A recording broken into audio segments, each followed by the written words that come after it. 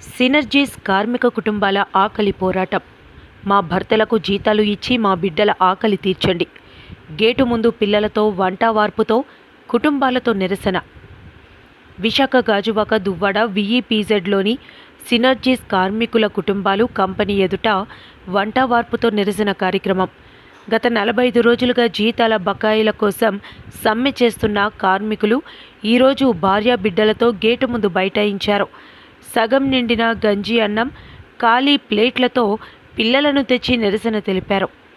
పొరుగు జిల్లాల నుండి 10 ఏళ్ల నాడు పొట్ట చేత పట్టుకుని వస్తే 10 నెలలుగా చేసిన పనికి డబ్బులు ఇవ్వకపోతే ఎలా బతకాలని మహిళలు గొంతెత్తి మీడియా ముందు గోడు వెళ్లబోసుకున్నారు.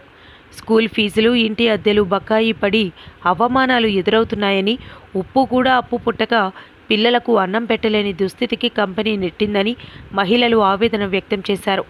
కార్మికుల పీఎఫ్ సొమ్ము కూడా యాజమాన్యం వాడేసుకుని జీతాలు ఇవ్వకపోవడం మొండితనమన్నారు.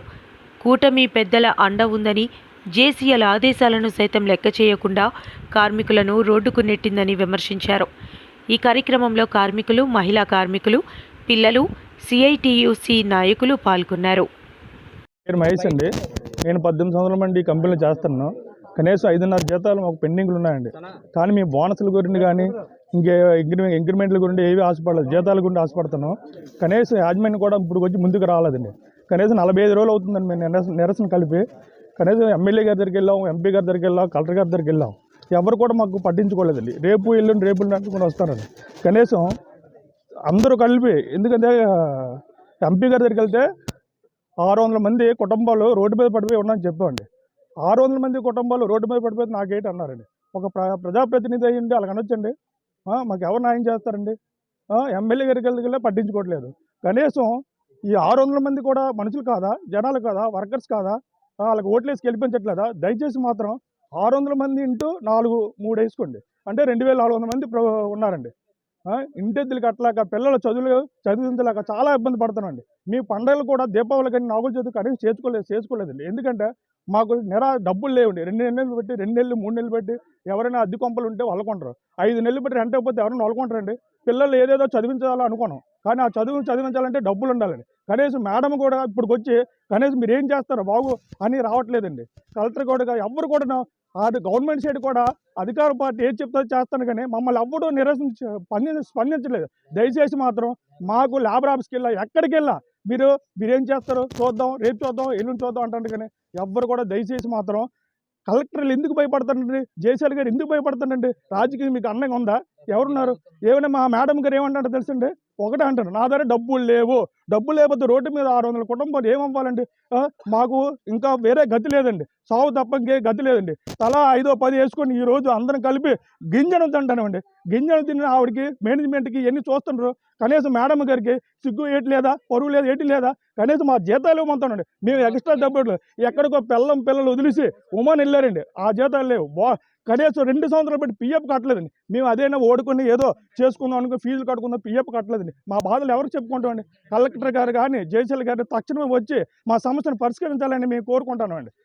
ఒక ఎంపీ ప్రజాప్రతినిధి ఉండి అలాగనొచ్చండి. మీ రోడ్డు మీద పడితే పడపోతే నాకేంటి? గవర్నమెంట్ కంపెనీ ఇది, ప్రైవేట్ కంపెనీ, మీకు మాకు సంబంధం లేదు. ఆవిడకి డబ్బులు లేవు, ఆవిడ మాకు కొలిక్కు అంటారు. కొలిక్కేటండి? 27 సంవత్సరాలు వచ్చి కంపెనీలు పనిచేస్తే డబ్బులు లేవంటే 2 సంవత్సరాలు పెట్టి కంపెనీ లేదు. మిగతా 1998లో రన్ అయింది. మొన్న 2 సంవత్సరాలు పెట్టి డబ్బులు లేవంటే మిగతా డబ్బులు ఏం చేశారండి? లాభాలు వచ్చిన కోట్లు లాభాలు వచ్చి డబ్బులు ఏం చేశారండి? ఆ డబ్బులు తీయమనండి. మేము మనుషులం కాదా? మీ ప్రజలం కాదా? మా పిల్లలు రోడ్డుపై నానా బాధలు పడి ఇబ్బందులు పడుతున్నది. తినడానికి కూడా గింజని లేదు. దయచేసి మీడియా వాళ్ళు కూడా స్పందించి మాతో న్యాయం చేయవలసిందిగా కోరుచున్నాం. ఇప్పుడు చూసామండి, ఈ చిన్న బిడ్డలు ఈ చెట్టు కింద కూర్చొని గింజనం తింటూ ఉన్నారు. వాటిని ప్రశ్నిస్తూ ఉంటే, మా ఫాదర్ ఇక్కడ పనిచేస్తున్నారు, 7 నెలల నుంచి జీతాలు లేవు, స్కూల్లో ఫీజులు కట్టక మమ్మల్ని ఇంటికి పంపించేశారు. ఇవాళ ఇంట్లో మా అమ్మ కూర ఉండలేని పరిస్థితి, కేవలం గంజేసిన పరిస్థితి, గంజి కూడా దొరకని పరిస్థితికి ఆకలితో అలమటిస్తున్నామని చెప్పి ఆ బిడ్డలు ఆర్తనాదాన్ని మీ ద్వారా ప్రభుత్వ అధికారుల దృష్టికి ఏఐటీసీ తరఫున చేరదలుచుకున్నాం. గత 7 నెలలుగా ఈ కంపెనీలో పనిచేస్తున్నటువంటి కార్మికులకి జీతాలు ఇవ్వకుండా యాజమాన్యం మొండికేస్తూ ఉంది. కార్మికులు సమ్మెలోకి వెళ్తే మధ్యలో జేసీఎల్ గారు వచ్చి, అయ్యా మీరు లోపలికి వెళ్ళండి, వెళ్ళిన తర్వాత వారం రోజుల్లో మీ జీతాలు ఇస్తారని చెప్పి కార్మికులను నచ్చజెప్పి వారికి ఆదేశం ఇచ్చారు. సంతకం పెట్టారు యాజమాన్యం వారు. సంతకం పెట్టిన తర్వాత వారం రోజులు కాదు కదా, 20 రోజులైనా సరే జీతాలు చెల్లించదు.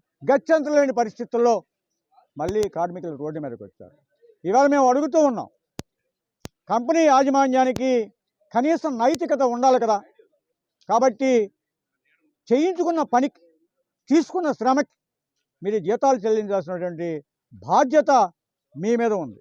ఇంకా పని చేయండి, పని చేసిన వస్తువులు అమ్మి మీకు డబ్బులు చెల్లిస్తాం, కస్టమర్కి చూపిస్తాం, అడ్వాన్సులు తీసుకుంటాం. 7 నెలల నుంచి ఏమైపోయాయి ఈ కస్టమర్లు? 7 నెలల నుంచి ఏమైపోయినాయి అడ్వాన్స్? నిన్న పనిచేసిన డబ్బు ఏమైపోయింది? అంటే మీ లాభాల్లో దాచుకోవడానికి మీ డబ్బు ఉన్నది, జిఎస్టీ కట్టడానికి డబ్బులు ఉన్నాయి, రా మెటీరియల్ కొనడానికి డబ్బులు ఉన్నాయి, మీ సౌకర్యాలు అన్నిటికీ డబ్బు ఉంది.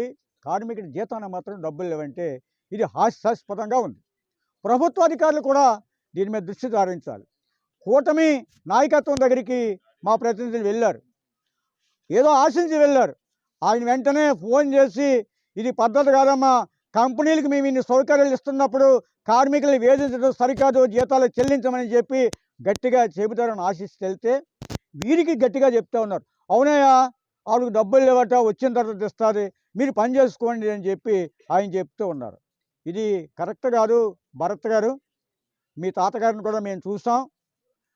అలాంటి రాజకీయ నాయకుల దగ్గర ఇలాంటి వ్యాపార లక్షణాలు మంచిది కాదు. మీరు ప్రజాప్రతినిధి, మీరు వ్యాపారవేత్త కాదు. మీరు ఎవరికి ప్రతినిధి? ప్రజలకు ప్రతినిధి మీరు, వాళ్ళకు కాదు. పైగా ఆవిడ వ్యవహారం ఎలా ఉందంటే, అధికార పార్టీ వారు మా బంధువులు, ఏ అధికారి మమ్మల్ని ఏమీ చేయలేడు, మీ దిక్కున్న కదా చెప్పుకోండి అని